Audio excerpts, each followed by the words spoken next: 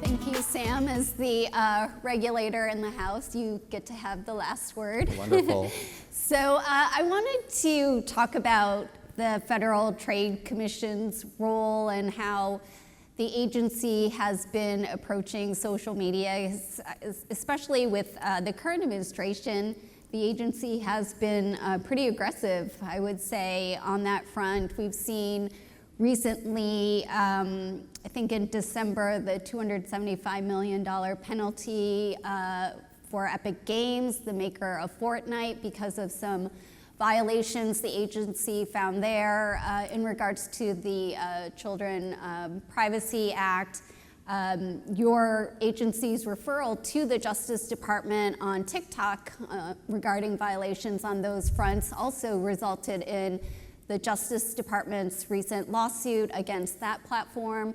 So explain the FTC's approach to this, especially when it comes to protecting kids online, teenagers, and sort of the remit the agency has, because obviously its powers are limited, but it seems like you're using what you do have pretty prolifically. Yeah, I think that's exactly right. We don't have a data protection authority in the United States, so much of that work falls to the FTC. And if you look at what we've done over the last 3 years under Chair Lina Khan, is we've really taken a new approach, I think, to online regulation. We are rejecting this model known as notice and consent, notice and choice, where we're counting on consumers and parents to essentially protect themselves by reading long privacy policies and checking I agree. Which none of us read, actually. None of us read. None of us would have time to read, even if we wanted to, and companies are changing them at will, so it's not even rational. So we're really pursuing a different approach where we're trying to get actual safeguards around online safety and online privacy for people. And we've been especially aggressive and I think especially effective when it comes to kids and teens. So I'll just mention two recent examples, one of which you mentioned. In December of last year, we filed the largest children's privacy action in our history against Epic Games. It was a $275 million penalty plus a $200+ million judgment for unauthorized charges. And what we allege is that Epic Games let countless kids under 13 on their platform without getting their parents' consent. And we also allege, and I think this is really groundbreaking and important, that the company's default privacy settings put both kids and teens at risk. We know that COPPA, the Children's Privacy Law, protects people only up to 13. But we know that a kid doesn't turn 13 and become immune to all the harms that they can face online. So we've been really focused on taking a holistic view of the harms young people can face. And what we saw in the Epic Games matter, of course they operate the Fortnite game, is that the company allowed by default kids and teens to chat with strangers. Well, what happened as a result? There was sexual predation, there was harassment, all sorts of really worrisome practices, and we allege that those practices and those default settings were unlawful. We allege they were unfair under the FTC Act, which is the first time we've used that authority to make such an allegation. The order we got against Epic, in addition to the monetary judgment, actually forced Epic to change its default settings to make it more privacy protective for kids and teens. I think in a similar vein, just over the summer, a couple of weeks ago, we brought a case against an anonymous messaging app called NGL. They were targeting high schoolers. We alleged that they were allowing rampant cyberbullying, encouraging kids to send each other messages like, "Are you straight?" We got an order that banned NGL from having teens on the platform. And by the way, we also prohibited NGL from making false claims that AI was going to keep kids safe. So we've been really proactive and not just telling companies, do a better job of telling parents how their kids are going to get harmed. We're telling companies, stop engaging in practices that harm kids and teens. So what about when it comes to user-generated content and marketing related to that, when it comes to influencers and others, where we're talking about age-restricted products and other content that kids and teenagers shouldn't be exposed to? Where do the FTC's powers come into line in that area? Because the agency has gone after various things around, deceptive marketing practices and various other things when it comes to targeting youth in particular. And again, not maybe some of these companies, but it's influencers or others who may get paid through other means that are actually targeting young people. Yeah, this is absolutely a big concern for us. We put out a report last year on what we called stealth advertising and how that can affect kids and teens. We're in court now against Meta, seeking to limit their ability to monetize data from kids and teens. And I think that underscores an important point that we are really trying to make. You can't separate, in my view, and I'm speaking for myself and not the commission, I should have said that. You can't separate the business model of major social media platforms from the downstream harms we're seeing facing kids and teens.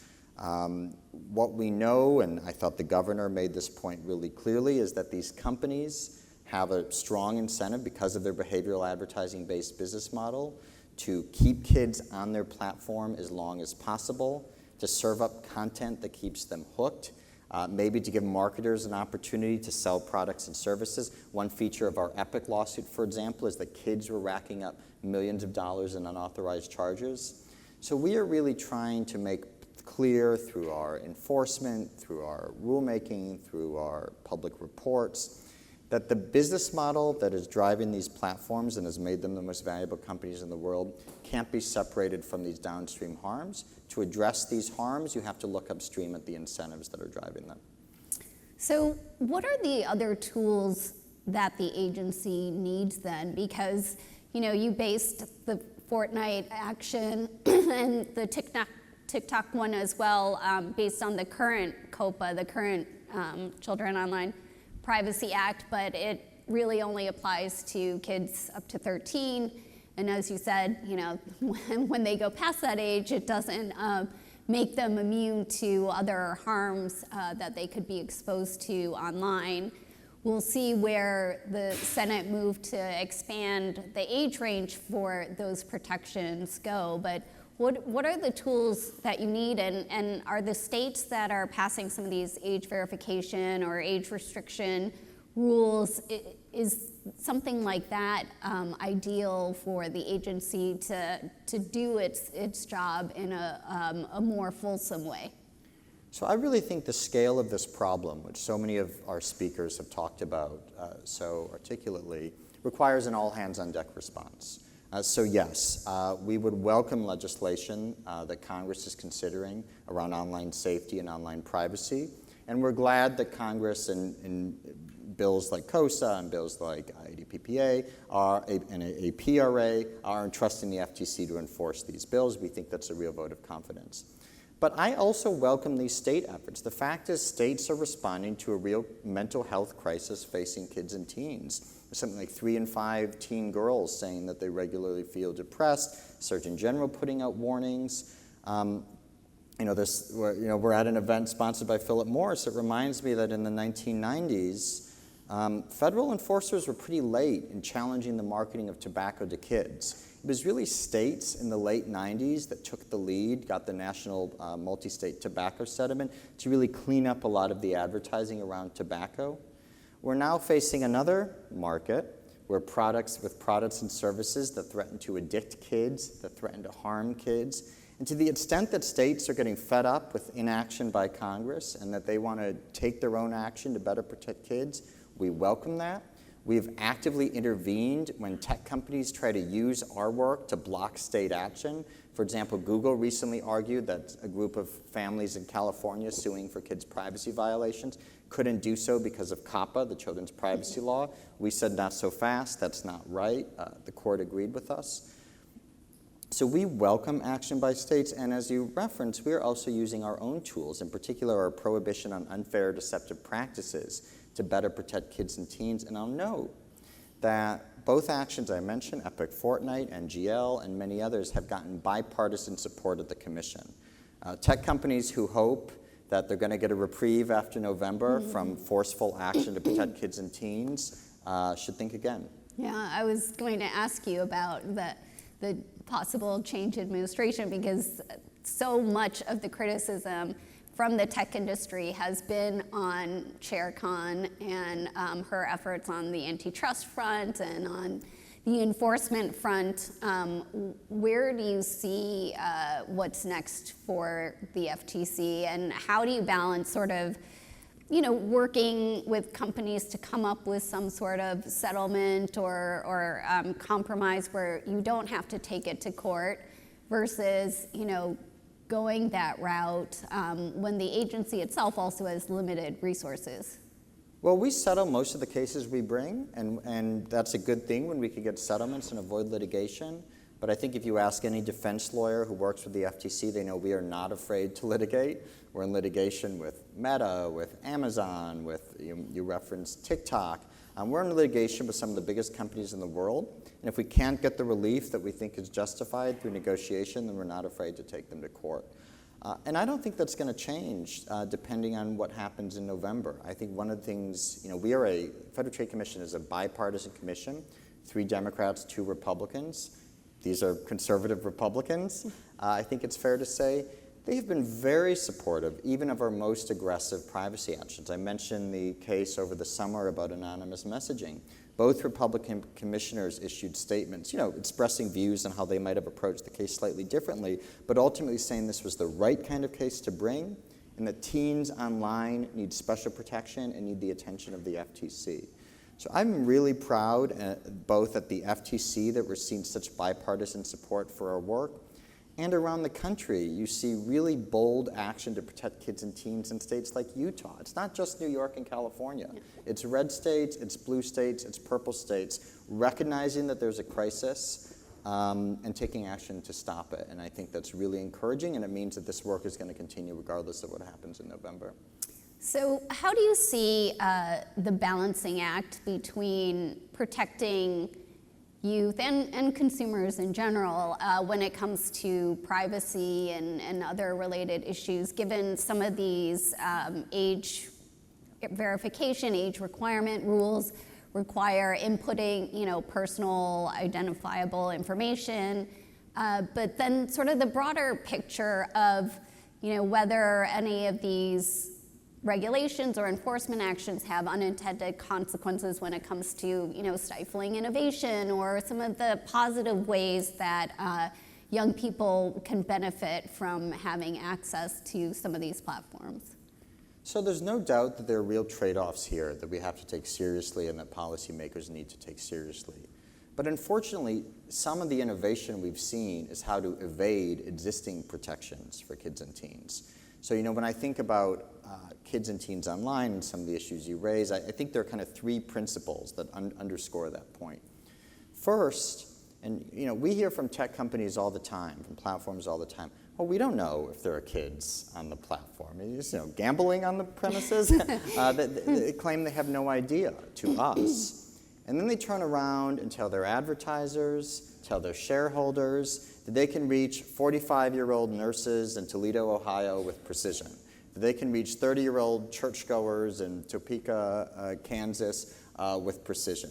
Yet somehow, if you're 12 instead of 14, they have no idea who you are or what you're doing there. So part of this is companies that are willfully blind to the presence of children on the platform. A, if they think that that's going to get them out of COPPA liability, they're wrong. B, it's the wrong thing to do. And there wouldn't be so much bipartisan anger at these firms if they were more responsible. So we don't want to see this willful blindness. 2, speaking of innovation, one of the things we alleged in the TikTok lawsuit is that there were major bypasses around loopholes around TikTok's age verification, age gating system. In particular, kids could log in through Google or Instagram without even going through it. So companies that know how profitable it is to have kids on the platform and are knowingly tolerating these bypasses around age verification, we're not going to look kindly on that. And the third point I'd want to make, and this goes back to my earlier point about AI, we are seeing a real rush across the market for companies to hoover up more data. Oftentimes they're changing the terms of service so they can train AI models both on kids' data and on data across the board. And one of the messages we've made clear is that companies that collect data, certainly from kids, need to use it only for the purpose for which they collected it, and then they need to delete it.